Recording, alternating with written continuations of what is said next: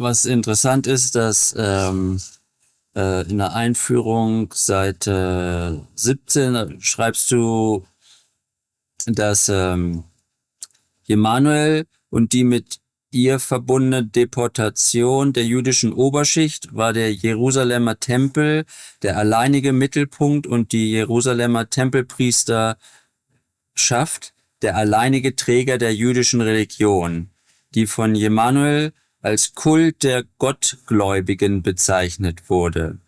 Emanuel sprach also nicht von einem jüdischen Glauben, sondern vom Volk der Gottgläubigen. Ja. Und dass die eigentlich, schreibst du dann, Jahweisten waren. Also dass eben Gott Jahwe heißt, was aber auch schon wieder falsch ist, weil es eigentlich auf Ishwish, diese 4 Buchstaben führen eigentlich auf Ishwish zurück, was Weisheitskönig bedeutet. Ja.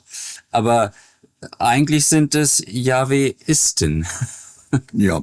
Das ist das, was also Gottgläubige. Bei den Juden als Gott verehrt wird, als vorgestellt wird und wie soll ich sagen, angenommen wird. Das ist wie soll ich das sagen? Das ist meine Führung und so weiter und so fort. Oder? Es geht nicht darum, dass man seine eigene Führung ist, sondern Jahwe, das ist, oder Jahwe, oder wie dem dann sagst, ist das, was die Führung vorgibt, wo man nicht selber fähig ist dazu, um die zu erschaffen. Ja. Und auszuführen. Nach eigenem Willen, nach eigenem Rezept, nach eigenem Gedankengut und so weiter und so fort.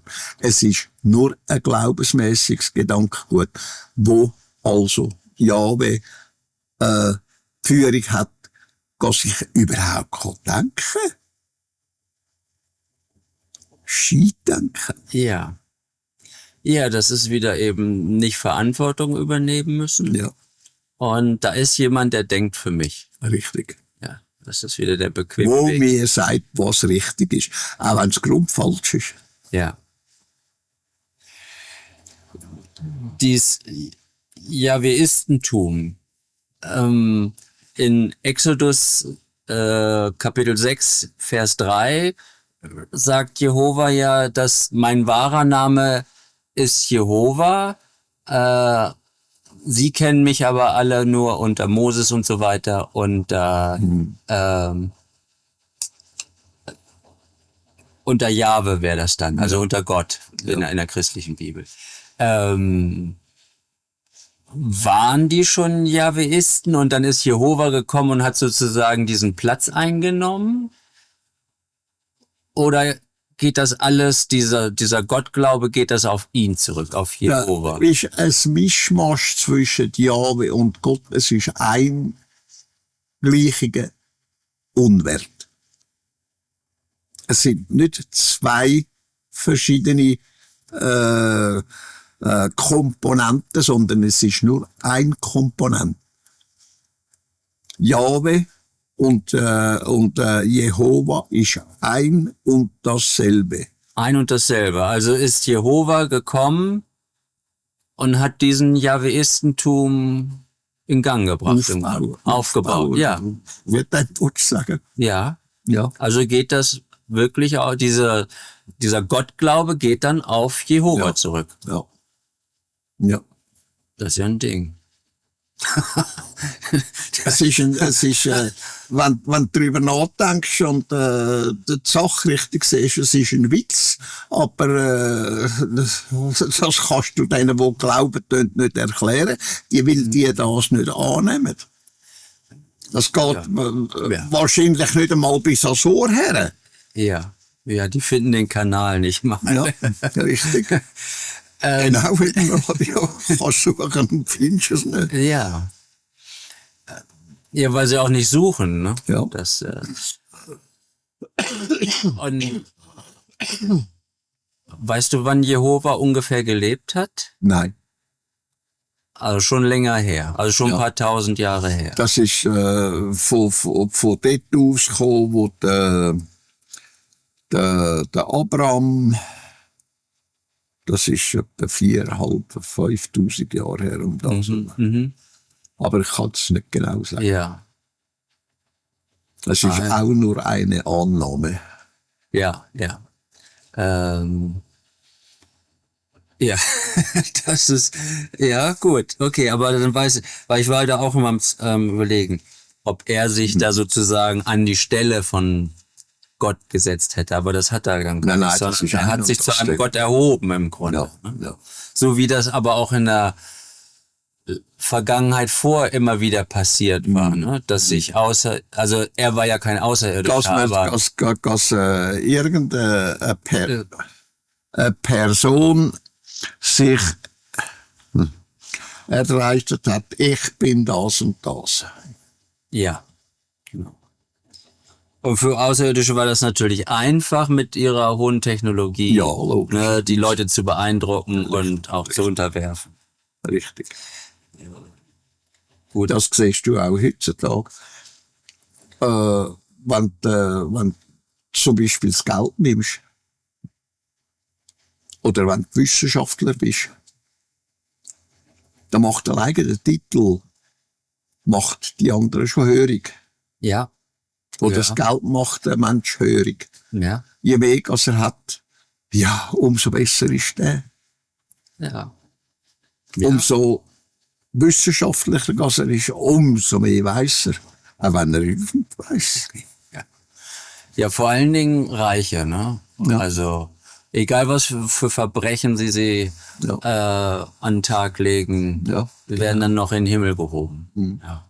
Also beziehungsweise auch wenn es dann manchmal offiziell keine Verbrechen sind, aber die viel Leid bringen Ja, und genau. werden dann trotzdem noch dafür verehrt.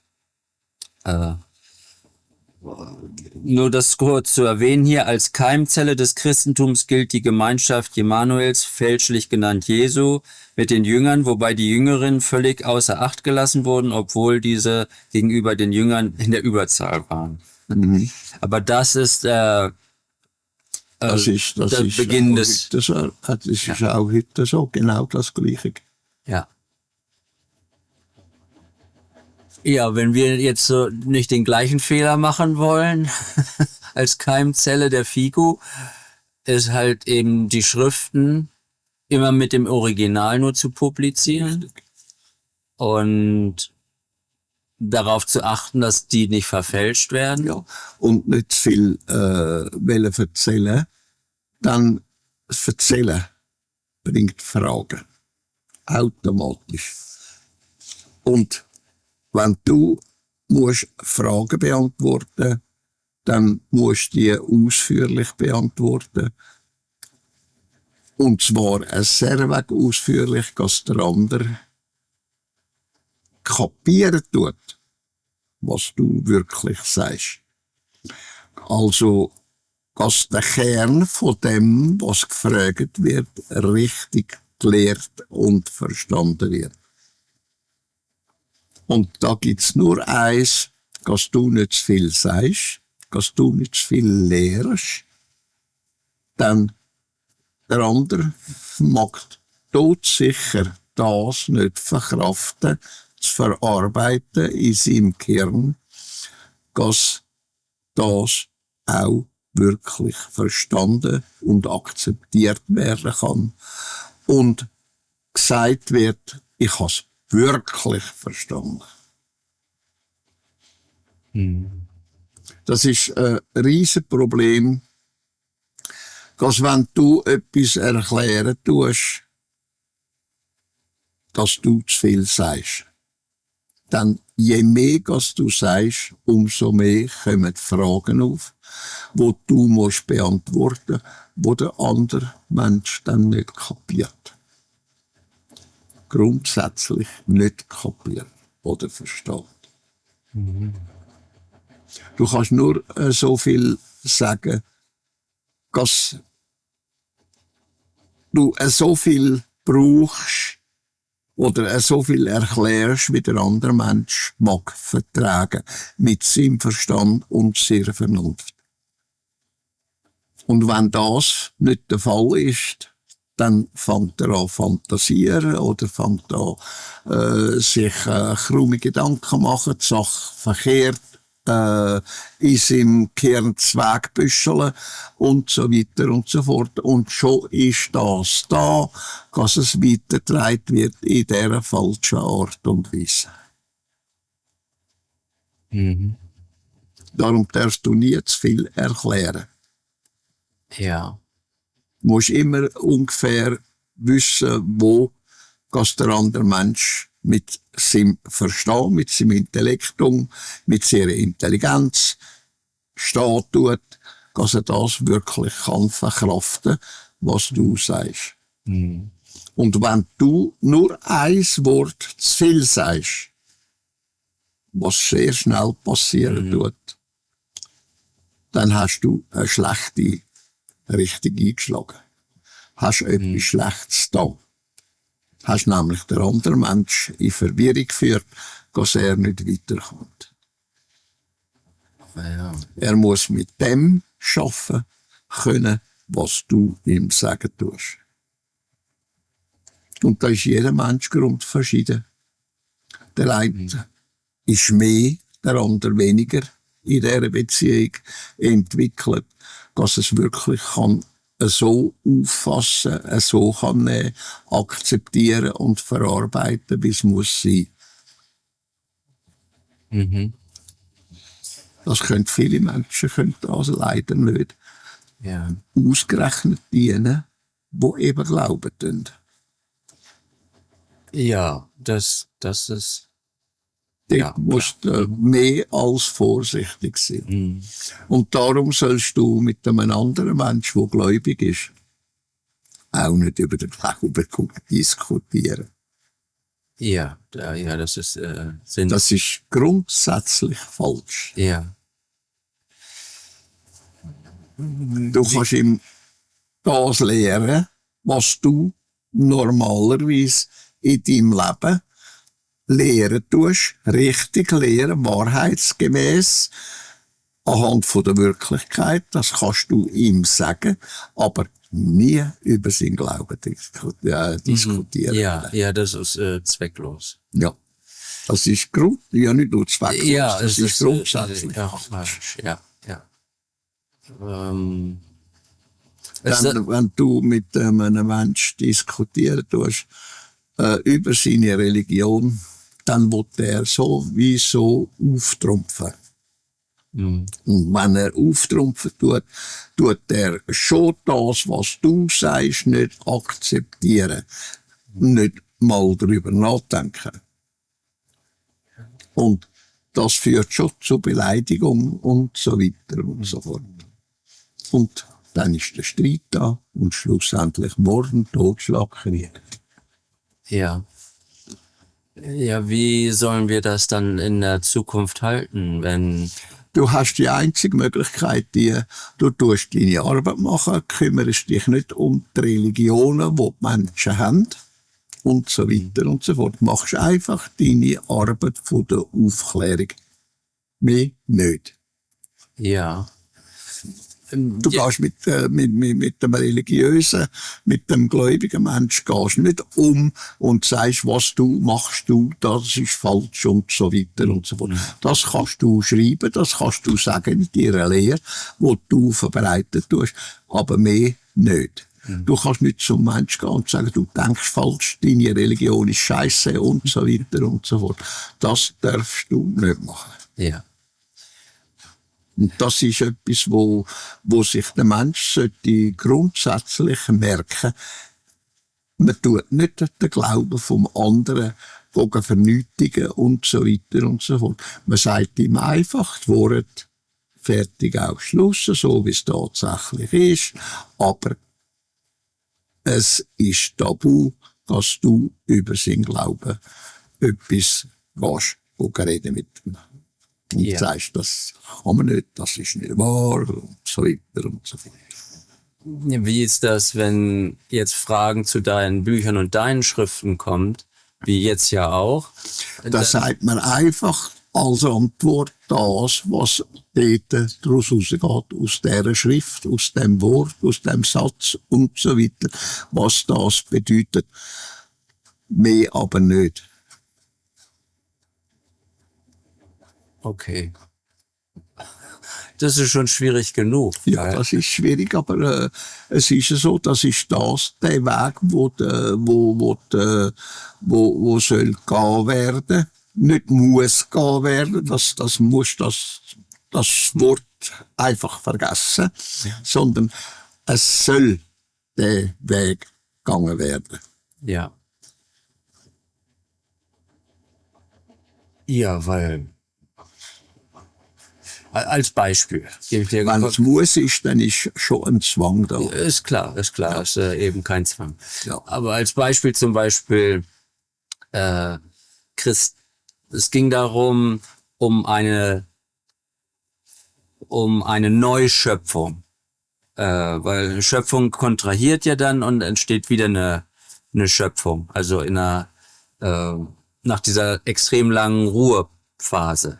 Und bei jeder Neuschöpfung, Christine und ich sagten, dass eine Neuschöpfung nicht unbedingt einen Materiegürtel haben muss.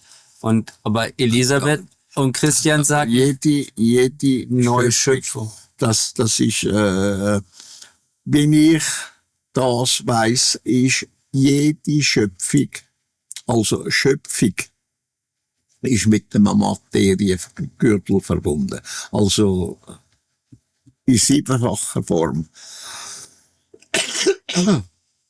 Und weil die Schöpfung aus 7 Universen besteht, im gleichen Raum einfach anders dimensioniert.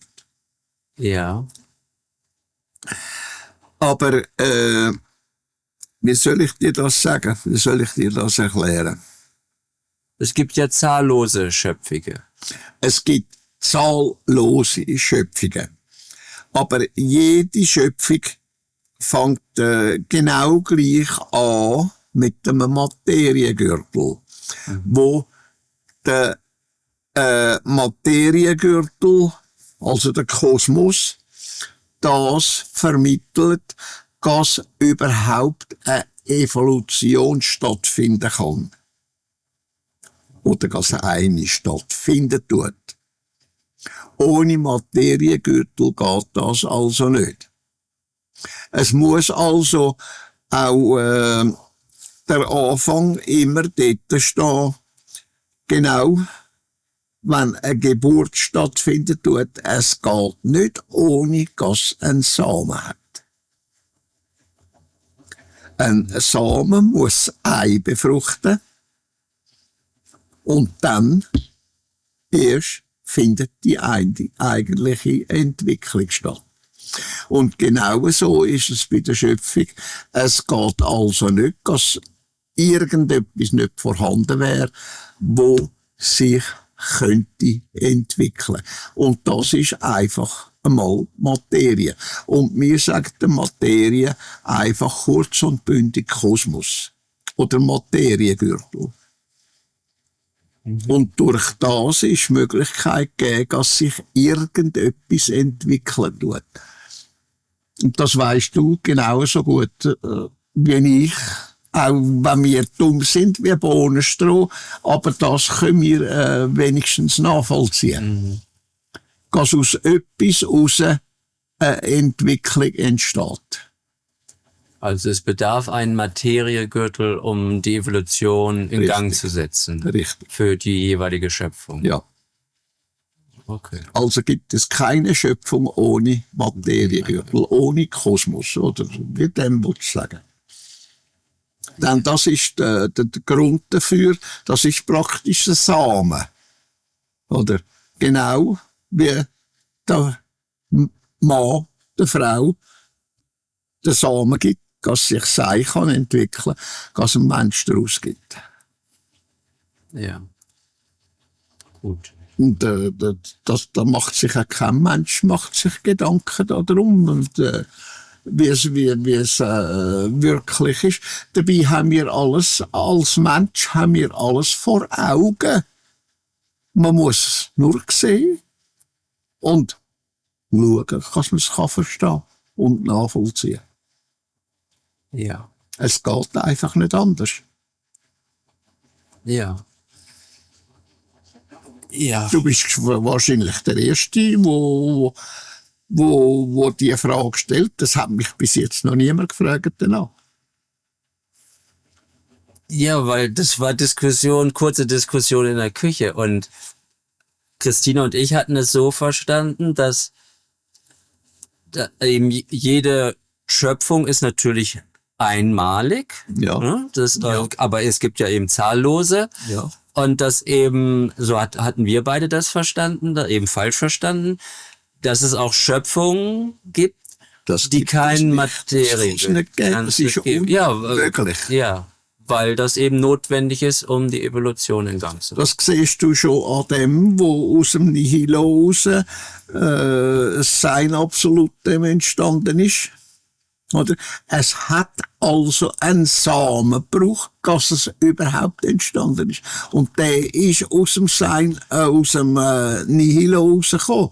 Aus dem absoluten Nichts raus hat sich einfach etwas ergeben und hat den Grundpfeiler geschaffen für das, dass sich etwas entwickeln kann. Ja. Und vorher hat das nichts gegeben. Oder, Ja. und wenn das war, das ist ja so, das können wir zeitlich gar nicht mehr nachvollziehen. Das ist ein Ding der Unmöglichkeit. Wir sagen dem einfach Ewigkeit, oder? Aber es ist so, wie ich das schon beim Sfat gelernt habe, das ist einfach die unendliche Dauer. Oder? Und aus dieser unendlichen Dauer ist die weitergegeben worden durch einen Samen. Und aus dem Samen hat es dann Sein Absolutum gegeben. Und dass ich das Sein Absolutum entwickeln kann, also evolutionieren kann, muss wieder ein Samen gesetzt werden, dass ein Weiterführen möglich ist. Und das hat wieder einen Samen gebraucht, im Ganzen 7-mal. Also vom Nihilo weg 7-mal bis zum absoluten Absolutum, wo dann das schafft, was wir sagen dazu, die Schöpfung. Und die Schöpfung ist ja nichts anderes, wenn du das anschaust, auch wieder nur eine Entwicklung. Ja. Ja. Die Schöpfung will ja evolutionieren. Ja. Und das tut sie ja. Ja. Das tut sie, Das ist der Zweck. ist nicht wie lang schon, oder? Einfach in dieser unendlichen Dauer, oder? Tut sie sich entwickeln und entwickeln und entwickeln. Ja. Oder? Ja, ich sehe uns immer wie die Versuchskaninchen der Schöpfung und die sammelt halt ihre Erfahrungen Ja. durch uns. Durch uns, ja. Ja. Ja. So. Die wissensmäßige Erfahrung und die könnensmäßige Erfahrung und so weiter und so fort. Ja. Das siehst du im ganzen Werdegang, wenn du die 5,5 Milliarden Jahre von unserer Schöpfung, von unserem Universum anschaust, was sich da alles entwickelt hat, immer höher und höher. Wenn du da einmal schauen, dort, wo überhaupt das erste Leben entstanden ist, weiss der Teufel, wann das war, ich weiss es nicht. Aber wir können ungefähr von dem ausgehen, was wir da auf der Erde können nachvollziehen können. In ungefähr annahmemässig und so weiter und so fort. Mit Sicherheit, ja, können wir sie nicht, oder? Da müssten wir können zurückgehen und schauen, wie lange das überhaupt das Universum schon besteht, die Schöpfung schon besteht und so weiter und so fort. Dass wir dann könnten beurteilen, es geht und so lang, es ist dann und dann und dann gewesen. Oder? Mhm. Das ist, für uns Erdlinge ist das unmöglich. Einfach unmöglich. Ja, auch ich werde jetzt ab und zu zu Unendlichkeit befragt oder eben auch Ewigkeit. Und Eben wie du hattest, unendliche Dauer. ja, unendliche Dauer. Aber wir hatten ja schon mal drüber gesprochen. Eigentlich gibt es ja keine Zeit. Nein, die gibt's nicht. Die haben wir das ist eine geschaffen. Erfindung. Als Mensch hat man das geschaffen. Ja, das ist so, wie wir die Dinge wahrnehmen. Eben, das ist unendliche Dauer und unendliche Dauer, das ist zeitlos. Ja, das, weil das wenn gibt's so- ja keine Zeit. Ja, es gibt da keine Das ist Einteilung. nur Dauer, Ja, oder? also kann man das Konzept von Zeit fallen lassen und dadurch gibt es auch keine, man kann das nur ewige Dauer nennen, Ja, aber das existiert nicht, weil ja, es ist nichts Existentes. Genau. Also genau wie die Zeit ja nicht Ja. existent ist. Ja. Also, aber das ist dann immer schwierig zu erklären. Aber auch was den Raum... Oder wir brauchen das auch, oder? Wir sagen ja, intelligenterweise, weisst, intelligenterweise ist mal irgendjemand draufgekommen und hat das bezeichnungsmäßig genannt. Dauerhaft. Ja, Das kannst ja du auch, dauerhaft. Ja. Oder für lange Dauer. ja, aber es sind alles Für Zeitkonzepte. endlose Dauer Ja, und es so sind weiter. alles Zeitkonzepte. Ja. Das sind alles Ausdrücke von Zeitkonzepten. Ja. Ja, aber bezüglich des Raumes, weil gerade in der Mathematik ist das eben ein sehr wichtiger Punkt, ob es die Unendlichkeit gibt. Wir schweifen zwar jetzt ab, aber bin ich jetzt mehrfach nachgefragt worden nach Unendlichkeit. Aha. Und also unsere Schöpfung ist ja begrenzt. Also es ist sehr groß, aber sie ist ja endlich. Ja, aber Und sie ist nur endlich in dem Sinn, weil wir das nicht können nachvollziehen können, wie weit das eigentlich ist. Die Endlichkeit. Wie weit Ja. ist so dort, Ja. wo die Endlichkeit tatsächlich ist. ja, Das können wir ja nicht nachvollziehen. aber in der Mathematik gibt's ja auch eben unendlich große Zahlen. Also und das ist aber nichts Unendliches in dem Sinne. Es ist schon endlich. Ja, es ist alles endlich. Also auch die Gesamtschöpfung mit allen Schöpfigen Ist endlich. auch endlich irgendwo. Insofern Die Schöpfung ist endlich. Die kann nur, die existiert nur so lang, die und die Zeit, und nachher existiert die nicht mehr, sondern sie tut sich wandeln in eine höhere Form. ja, Und dort ist es wieder genau gleich. Sie ist nicht unendlich. Sie tut sich auch wieder wandeln in wieder eine höhere Form. ja. Aber da sind dann keine Materie. Das ist keine Materie. Das ist dann nur noch energetisch. Das ist nur noch energetisch. Ja. Schon wenn die Schöpfung in die nächste höhere Form eingeht, das ist nur noch energetisch. Es ist ohne jegliche Materie. Ja. Und solange sie in der Entwicklung steht, ist eben in der ersten Phase ist Materie noch vorhanden, weil es eben einen Ursprung braucht. Und das habe ich ja vorhin schon gesagt, das ist eigentlich der Samen. Ja. Der aus dem Nihilo hervorgegangen ist. Ja. Ja, auch bei der Schöpfung selber.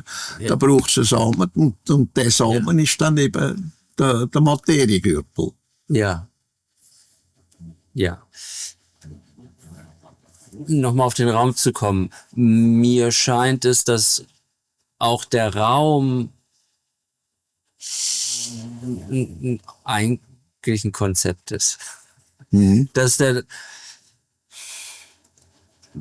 jetzt mal weitergesponnen, das löst sich nachher alles eben in Energie wieder auf. Richtig. Also eben in unendlicher Dauer da. Es Da ist gibt's ja keinen, mir scheint, dass nur Raum existiert, wo es Materie gibt. ja, es ist einfach, es ist alles ist Energie. Auch das ist Energie. Es Ja. ist nur materialisierte Energie. Ja, Oder? Materie ist nichts anderes als Energie, aber sie ist einfach fest geworden. Sie ist das, was man sagt, materiell. Aber jedes Ding materiell, wo ist Energie. ja. Und jede Energie hat eine bestimmte Kraft in sich. Okay, die Frage wäre dann wohl, bedarf die Energie des Raumes? Ich glaube nicht. Also die Energie könnte auch ohne Raum existieren. Die existiert auch ohne Raum. Ja, Wenn du das Universum nimmst, da ist die Energie, da ist der Kosmos, ja, Materie. Da sind drei Abschnitte und da sind 3 Abschnitte und das ist reine Energie, verschiedenartige Energie, 6-fache verschiedenartige Energie, aber sie ist nicht materiell. Sie ist das, was man sagt, eben materiellose Energie. ja, Materie ist immer eine Verfestigung von einer Energieform. ja, Und welche Energieform das ist einfach dementsprechend verschieden, was sie ursprünglich anstellen tut. ja. Okay, also ist ist in der Mathematik der Konzept vom unendlichen Raum auch eine Fehlannahme, Ja. weil der nicht unendlich ist, Ja. sondern Es ist eigentlich das Einzige, was unendlich ist. Wenn wir so sagen, so denken können. Das einzige Unendliche ist das, wo wir können sagen, das Nihilo. Aber wir wissen nicht, was das ist. ja, Wir wissen, das ist nichts. ja, ja, ja, das ist dann Konzepte, die ad absurdum führen. Ja. Das ist, weil man es gar nicht Weil fassen, man es nicht definieren will, man es nicht kann erklären. Ja, ja, Und auch ich kann es Nihilo nicht erklären. Es fehlt an Begriff, es fehlt an Vorstellungsvermögen und so weiter und so fort. Es ist einfach unmöglich. ja, Es ist einfach nichts. ja. Man kann Und es auch nicht erfahren. wie willst du erklären, was nichts ist? Ja. Ja. Ich glaube, so wie das Universum reicht, gibt's irgendetwas, wo das könnte erklären, was nichts ist. Ja. Ja.